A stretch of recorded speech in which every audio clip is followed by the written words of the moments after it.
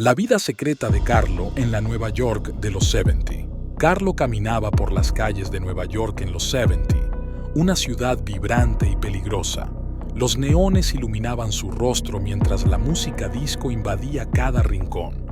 La atmósfera era eléctrica, llena de oportunidades y amenazas, ideal para alguien con ambición y poca moral. La vida de Carlo, el mafioso italiano en Nueva York.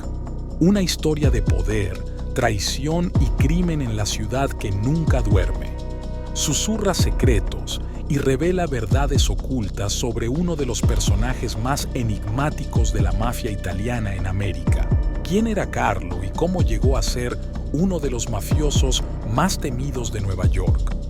Esta es la pregunta que exploraremos. Su ascenso desde las sombras hasta el poder absoluto es un relato lleno de intriga y peligro, digno de una novela negra. Nueva York en los años 70 era un hervidero de actividad criminal. La ciudad, llena de contrastes, veía cómo la violencia y la corrupción se mezclaban con el glamour y la cultura. Era un campo de batalla donde solo los más astutos sobrevivían, y Carlo supo jugar sus cartas. La influencia de Carlo en la policía de Nueva York era notable. Sobornos y amenazas eran sus herramientas principales para corromper a oficiales y asegurar su protección. Esta red de corrupción permitía a Carlo operar con impunidad, evadiendo arrestos y manteniendo su imperio criminal en constante expansión. Las traiciones dentro de la organización de Carlo eran inevitables en un mundo lleno de desconfianza. Varios de sus hombres intentaron derrocarlo para tomar el poder, pero Carlo siempre descubría y castigaba severamente a los traidores, consolidando aún más su posición de líder temido y respetado. Carlo sobrevivió a múltiples atentados fallidos en su contra, organizados tanto por rivales como por antiguos aliados. Su habilidad para anticipar y evadir estos ataques no solo demostraba su astucia, sino que también aumentaba su leyenda como un mafioso indestructible en el submundo del crimen. Las conexiones de Carlo con políticos corruptos le ofrecían un escudo adicional contra la ley. A cambio de favores y contribuciones, estos políticos aseguraban que las investigaciones en su contra se dilataran o desaparecieran. Esta relación simbiótica permitía a Carlo consolidar su poder y expandir su influencia sin mayores obstáculos. Las primeras investigaciones del FBI sobre Carlo comenzaron a raíz de su creciente influencia en el mundo del crimen. Los agentes se dieron cuenta de que Carlo no era un mafioso común y corriente, sino una figura clave en una red criminal que operaba a gran escala en Nueva York. Carlo disfrutaba de un estilo de vida extravagante gracias a sus actividades ilícitas. Poseía mansiones, autos de lujo y organizaba fiestas opulentas. Sin embargo, este lujo también llamó la atención de las autoridades, quienes empezaron a investigar más a fondo sus fuentes de ingresos. Entre los golpes más notorios que Carlo ejecutó, se encuentran robos a bancos y extorsiones a grandes negocios. Estos crímenes no solo le aportaron grandes sumas de dinero, sino también una fama que incrementó su poder dentro de la mafia, consolidándose como un líder temido. Carlo no limitaba sus operaciones a Nueva York, tenía conexiones con mafiosos de otros países. Estas relaciones internacionales le permitían expandir su red de actividades ilegales y asegurarse un flujo constante de recursos y apoyos, incluso en momentos de crisis o enfrentamientos con otras familias mafiosas. La presencia de Carlo en la comunidad local tuvo un impacto significativo. Mientras algunos lo veían como una figura de poder y protección, otros sufrían las consecuencias de sus actividades criminales. La dualidad de su influencia generaba tanto temor como respeto entre los habitantes de Nueva York. Carlo fue arrestado tras una operación encubierta del FBI que desmanteló su red de crimen organizado. La captura fue un evento mediático que conmocionó a Nueva York, con imágenes de su arresto transmitidas en todos los noticieros. Su juicio se convirtió en uno de los más seguidos de la década.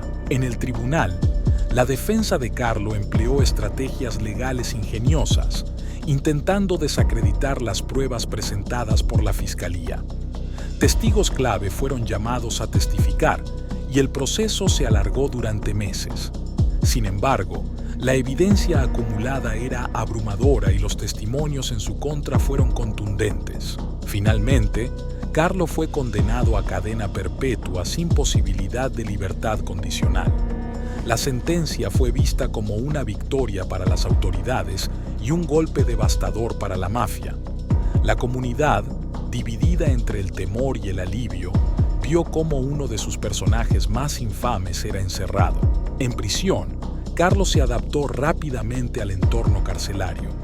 Mantuvo contacto con sus antiguos aliados a través de métodos clandestinos y continuó ejerciendo influencia desde detrás de las rejas.